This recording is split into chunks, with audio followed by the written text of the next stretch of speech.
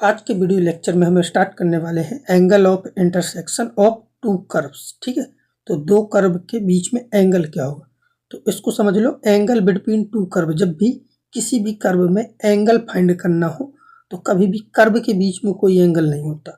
जब भी हम एंगल फाइंड करेंगे, मान लो कि ये कोई कर्व है और ये कोई सेकंड कर्व है, तो इनकी जो टेंजेंट होंगी उनके बीच का एंगल निकालना। मान लो कि इस पॉइंट पे इस कर्व की टेंजेंट है, ठीक है, और इसी पॉइंट पे इस कर्व की टेंजेंट ये है, तो इन दोनों टेंजेंटों के बीच में जो भी एंगल होगा वो कहलाता है एंगल बिटवीन टू कर्व्स। ठीक है, कोई रैंडम कर्व है, जैसे कि ये मान लो एफ एक्स है और ये वाला कर्व जो है ये जी एक्स है, और इन दोनों कर्वों के बीच ये टेंजेंट 1 है और ये टेंजेंट 2 है, तो इनके बीच का ये एंगल थीटा। ठीक है, एक एंगल ये है, या फिर सेकेंड एंगल भी हो सकता है। सेकेंड एंगल आपका ये हो सकता है, तो अगर ये थीटा है ये होगा पाई माइनस थीटा। तो ये ही दो एंगल, तो ये अगर छोटा वाला एंगल कहा जाए तो ये एक्यूट एंगल होता है, ऑब्ट्यूस एंगल पूछा जाए तो ये पाई माइनस थीटा बोलेंगे।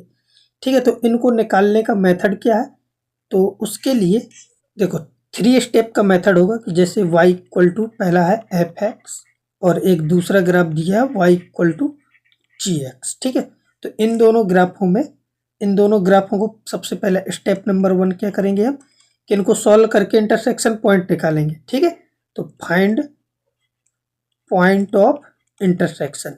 स्टेप नंबर 2 क्या है कि जो आपका पहला कर्व है y equal to f x, यहाँ से इसको डिफ्रेंशिएट करोगे dy बाई डी एक्स। ठीक है, और ये जो पॉइंट ऑफ इंटरसेक्शन आएगा, मान लो कि वो x1 y1 आया, उसको पुट करोगे, यहाँ से स्लोप आएगी पहले पॉइंट की और जो पहले कर्व की, और जो दूसरा कर्व है y equal to g x, इसको डिफ्रेंशिएट करोगे dy अपॉन डी एक्स और इसमें भी वो पॉइंट पुट करोगे। ठीक है, तो यहाँ से जो स्लोप आएगी वो कहलाएगी m2। m1 m2 जब आ जाएगा तो स्टेप नंबर 3 है आपका कि आप फॉर्मूला पुट करोगे, जो कि होता है tan थीटा बराबर m2 minus m1 upon 1 plus m1 m2। इस फॉर्मूले में पुट करोगे, यहाँ से आपका थीटा आ जाएगा। ठीक है, तो थीटा इक्वल टू क्या आ जाएगा, tan inverse m2 minus m1 upon 1 plus m1 m2। ठीक है, इस फॉर्मूले में पुट करोगे तो इससे हमेशा एक्यूट एंगल आएगा। ठीक है, क्योंकि इसमें मोड लगा तो एक्यूट एंगल देगा। जब भी ऑब्ट्यूस एंगल पूछा होगा उसने, ठीक है, जब भी ऑब्ट्यूस एंगल पूछेगा तो इसी फॉर्मूले से थीटा कैलकुलेट कर लेना और उसको पाई में से सब्ट्रैक्ट कर देना, तो यहाँ से ऑब्ट्यूस एंगल आ जाएगा। ठीक है, और इसमें एक तीसरी चीज भी पूछता है कि जब भी ये बोले कि दोनों कर्व क्या है, ऑर्थोगोनल कर्व, तो ऑर्थोगोनल का सिंपल सा मतलब होता है कि थीटा इक्वल टू है पाई बाई 2, और थीटा पाई बाई 2 होने का मतलब है कि दोनों की टेंजेंट क्या होंगी, 90 डिग्री पे इंटरसेक्ट कर रही होंगी। तो 90 डिग्री पे इंटरसेक्ट करने का मतलब है कि वो परपेंडिकुलर होंगी, और अगर दोनों परपेंडिकुलर होंगी तो हम जानते हैं m1 into m2 equal to क्या होता है माइनस। ये कंडीशन यूज करेंगे जब भी वो ऑर्थोगोनल बोलेगा।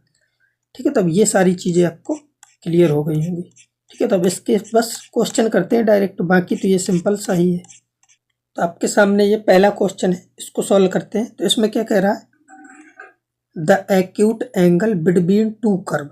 ठीक है, ये दो कर्व दिए हैं, y equal to sine x और y equal to cos x, तो इनके बीच में एक्यूट एंगल फाइंड करना है। ठीक है, तो आपको पता है साइन एक्स और कॉस एक्स, तो स्टेप नंबर 1 जो होता है सबसे पहला क्या है, पॉइंट ऑफ इंटरसेक्शन। तो ये तो सबको पता है कि साइन एक्स कॉस एक्स का जो पॉइंट ऑफ इंटरसेक्शन होता है x equal to pi by 4।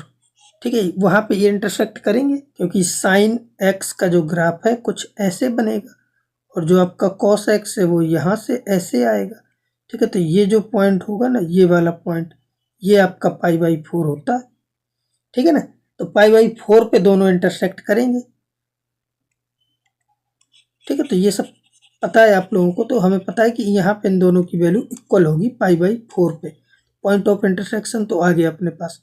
अब इसको डिफ्रेंशिएट करो, सबसे पहले यहाँ से d y upon d x निकालेंगे, और एट एक्स इक्वल टू क्या है, पाई बाई 4, तो साइन एक्स का डेरिवेटिव क्या होगा, कॉस एक्स। इसमें पाई बाई 4 पुट कर दोगे तो कॉस पाई बाई 4। ठीक है, तो कॉस पाई बाई 4 क्या होता है, 1 अपॉन √2, ये आपका आ गया m1। ठीक है, फिर इसको करो डिफ्रेंशिएट, तो यहाँ से क्या आएगा dy upon d x cos x का माइनस साइन एक्स, ठीक है। इसमें पाई/4 पुट करोगे तो m2 आएगा और साइन पाई/4 भी 1/√2 तो आएगा -1/√2, ठीक है। तो ये आ गया m2 और ये आ गया m1। बस इसके बाद फॉर्मूला है आपका, फॉर्मूला लगा दो। तो थीटा इक्वल टू क्या होता है tan inverse m2 minus m1 upon 1 plus m1 m2, ठीक है। तो m2 आया है -1/√2, ठीक है, और ये 1/√2 बस यहाँ पे पुट कर दो। तो tan इनवर्स ये क्या है -1/√2 माइनस, ठीक है, ये आया -1/√2 और डिनोमिनेटर में 1 +/√2 और ये है -1/√2, ठीक है। तो ये आ जाएगा। अब इसको सॉल्व करो तो मोड अंदर क्या आएगा -2/√2 और डिनोमिनेटर में क्या आएगा 1 - 1/2 हो जाएगा, ठीक है। यहाँ से थीटा इक्वल टू आ जाएगा tan इनवर्स, ठीक है, यहाँ से भी 1/2 मिलेगा। फाइनली अपन को ये मिलेगा 4/-4/√2, ठीक है, माइनस भी आएगा चाहो तो, ठीक है, माइनस भी आएगा। अब माइनस को हटा दो क्योंकि इसमें मोड लगा है और इसको लिख दो 2√2, तो ये आंसर हो जाएगा। नेक्स्ट क्वेश्चन है, इस टाइप का क्वेश्चन है, let theta be the acute angle between the tangent to the ellipse and the circle, then point of intersection in the first quadrant, then tan theta is equal to, ठीक है। तो पहले तो point of intersection निकालना पड़ेगा, तो इसको और इसको सॉल्व कर लो। तो यहाँ से y² क्या है, y² बराबर लिखा है 3 - x², ठीक है, इसको यहाँ पे पुट करना है। तो यहाँ से आ जाएगा x² अपॉन 9 प्लस y² की जगह क्या आ जाएगा 3 - x² इक्वल टू 1, ठीक है, ये आ गया। तो इसको सॉल्व करो, इसमें 9 से मल्टीप्लाई करा दे, ठीक है। तो यहाँ से क्या आ जाएगा x² plus 27 minus 9x² equal to 9। यहाँ से क्या बचेगा 8x² इक्वल टू 27 में 9 सब्ट्रैक्ट करो तो क्या बचेगा 18, ठीक है। तो x² इक्वल टू कितना आ जाएगा 9/4 आ जाएगा। यहाँ से x इक्वल टू आएगा ±3/2, ठीक है, x की वैल्यू ये आ गई, ठीक है। और उसने फर्स्ट क्वाड्रेंट बोला, their point of intersection in the first quadrant, तो नेगेटिव वैल्यू को हटा सकते हो। तो यहाँ से x इक्वल टू आपका ओनली 3/2 आया, ठीक है। तो x की वैल्यू 3/2 आई, कहीं पे भी पुट कर दो। तो यहाँ पे पुट कर देते, पहला जो अपना ये था, पहला ये था ना y² इक्वल टू 3 - x², तो x की वैल्यू कितनी आई है 3/2।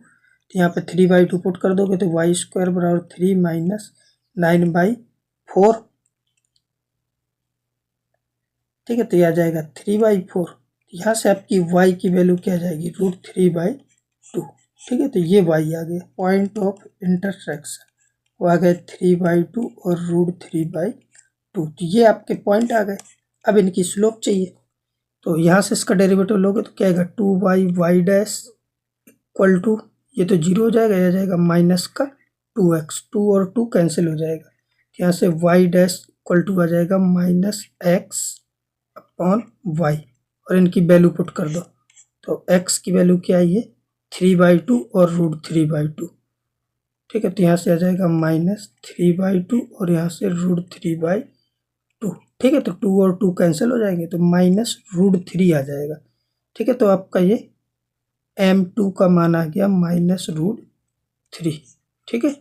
इसी प्रकार अब m1 कैलकुलेट कर लो, ठीक है। तो m1 को यहाँ करते हैं, ठीक है। तो इसके लिए क्या आएगा, इसको डिफ्रेंशिएट करो तो यहाँ से, अच्छा इसके लिए कर रहे हैं, ठीक है। तो यहाँ से आएगा 2x upon 9 plus 2y y' equal to 0, ठीक है। तो y' इक्वल टू क्या आ जाएगा, ये आ जाएगा -x/9y, ठीक है। x अपॉन 9y आ जाएगा। अब वैल्यू पुट करो 3/2 √3/2, ठीक है। तो यहाँ से y' इक्वल टू आएगा 3/2 9 और यहाँ पे √3/2 -1/3√3, ठीक है। तो ये आपकी m2 आ गई, ठीक है। m1 आ गया और m2 आ गया तो अब टेन थीटा निकाल लो। ठीक है, तो फॉर्मूला क्या है, theta equal to tan inverse, ठीक है, m2 minus m1 upon 1 plus m1 m2, इसमें पुट कर दो।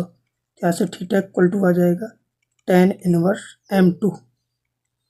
ठीक है, तो m2 क्या है, -1/3√3, तो -1/3√3 माइनस पुट करना -√3। ठीक है, तो ये हो जाएगा +√3, डिनोमिनेटर में 1 प्लस। ठीक है, इसको टेंशन मत लिया करो, m2 माइनस m1 या m1 माइनस m2 कुछ भी लिखो, क्योंकि मोड लगा है। m1 कितना है, तो m1 -√3। ठीक है, तो ये आ जाएगा -√3 इंटू, और ये -1/3√3। ठीक है, तो ये माइनस माइनस सब प्लस हो जाएगा, और ये √3 भी कैंसिल हो जाएगा। यहाँ से आ जाएगा theta equal to tan inverse. अब इसको सॉल्व करो, तो ये कितना लिखा है, 3 इंटू 3 9 हो जाएगा, तो 1 + 9/3√3। ठीक है, डिनोमिनेटर में क्या बचेगा, 4/3। ठीक है, तो ये 3 और ये 3 भी कैंसिल हो जाएगा, तो इक्वल टू यहाँ से आ गया टेन इनवर्स। ठीक है, और ये कितना 9 - 1, तो 8, 9 - 1 8 बचेगा। ठीक है, और डिनोमिनेटर में बचेगा 4√3। ठीक है, तो यहाँ से टेन थीटा इक्वल टू क्या जाएगा, 2/√3। ठीक है, तो ये आंसर हो जाएगा टेन थीटा 2/√3। ठीक है, तो नेक्स्ट क्वेश्चन इस टाइप के हैं, और इस टाइप के ही क्वेश्चन ज़्यादा पूछे जाते हैं, क्योंकि जो पिछले क्वेश्चन किए अपन ने वो बहुत लेंदी हो जाते हैं। देखो इसको कैसे करेंगे, इफ द कर्व, पहला ये, सेकंड ये, intersect each other at the right angle, then the value of, right angle का मतलब कि ऑर्थोगोनल ही है। ऑर्थो मतलब राइट एंगल का मतलब सीधा सा मतलब क्या है कि आपका जो थीटा है वो कितना है, π/2, थीटा π/2, तो ऑर्थोगोनल हो जाएंगे। ठीक है, तो इसके लिए तरीका क्या है कि इसमें हमें पॉइंट पता नहीं, तो पॉइंट कुछ भी मान लो यहाँ पे। ठीक है, लेट पॉइंट ऑफ इंटरसेक्शन, तो अपन ने h, k मान लिए, कुछ भी मान सकते हो। और अब इसकी स्लोप निकालो, तो इसकी स्लोप क्या आएगी, 2y डैश इक्वल टू 6। यहाँ से y डैश इक्वल टू क्या आ जाएगा, 3/y। पॉइंट को पुट कर दो, तो y की जगह k, तो यहाँ से क्या जाएगा 3/k। सेकंड कर्व क्या है, इसको डिफरेंशिएट करोगे सेकंड वाले को, तो ये कितना आएगा 18x। ठीक है, plus 2by y dash equal to 0 हो जाएगा। ठीक है, तो यहाँ से y डैश इक्वल टू क्या आ जाएगा, -9x/by, और इसमें पॉइंट को पुट कर दोगे। अच्छा, ये जो आई है ये m1 आई है आपकी 3/k, और यहाँ से जो आएगा वो m2 आएगा। पॉइंट को पुट करोगे तो आएगा 9h/b, y की जगह k। और हमें पता है कि ये ऑर्थोगोनल है, यानी कि राइट एंगल है, तो थीटा का मान क्या है, π/2। तो π/2, तो हमें ये पता है कि m1 into m2 equal to क्या होगा, -m1 की जगह रख दो 3/k, m2 की जगह -9h/bk इक्वल टू -1, तो माइनस माइनस प्लस हो जाएगा, तो यहाँ से आ जाएगा bk² इक्वल टू 27h। ठीक है, तो पहली इक्वेशन ये आ गई, और अपन को b की वैल्यू ही फाइंड करनी। अच्छा, ये जो पॉइंट ऑफ इंटरसेक्शन माने थे वो दोनों कर्व पे लाई करेंगे, तो इनको भी सेटिस्फाई कराओ। तो y की जगह यहाँ k रखोगे, तो k² इक्वल टू क्या जाएगा 6h। तो एक कंडीशन ये बन जाएगी कि k² इक्वल टू 6h। ठीक है, और अपन को b फाइंड करना है, तो यहीं से कर लो, मतलब कि k² की जगह 6h इसमें पुट कर दो, k² की जगह 6h, तो b 6h equal to 27h मिल जाएगा, और ये h और h कैंसिल हो जाएगा, तो यहाँ से दिख गया b इक्वल टू आ जाएगा 27/6। इसको 3 से कट कर दो, तो 3 2 जा 2, और ये 9 आ जाएगा, तो यहाँ से b इक्वल टू क्या आ जाएगा 9/2, ये आपका आंसर हो जाएगा।